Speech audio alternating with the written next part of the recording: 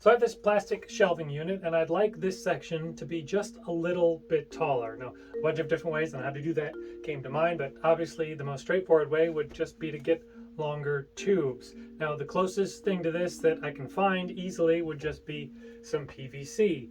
And some 1.25" PVC is almost the same size, but just slightly thicker. About 41 millimeters for the original and 42.5 for the PVC.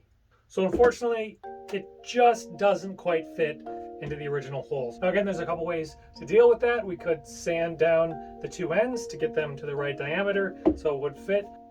Or we could do what I'm going to try and use a heat gun to soften the plastic up enough to where we can hopefully get this in. Now that is obviously going to enlarge the hole slightly, so if you went back to the original rods, they would probably fit in there a little bit loose, but you could combat that by putting some tape around the rod or just firing in a screw.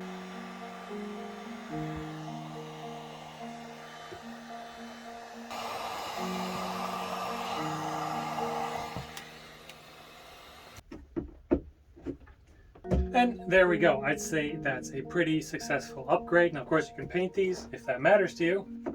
And like I said, the original posts will fit in there quite loose, but again, that's very easy to deal with. Like this unit here, which has smaller posts where a 1-inch pipe is actually a few millimeters thinner. So doing this type of upgrade on this shelf would be even easier. No heat gun needed.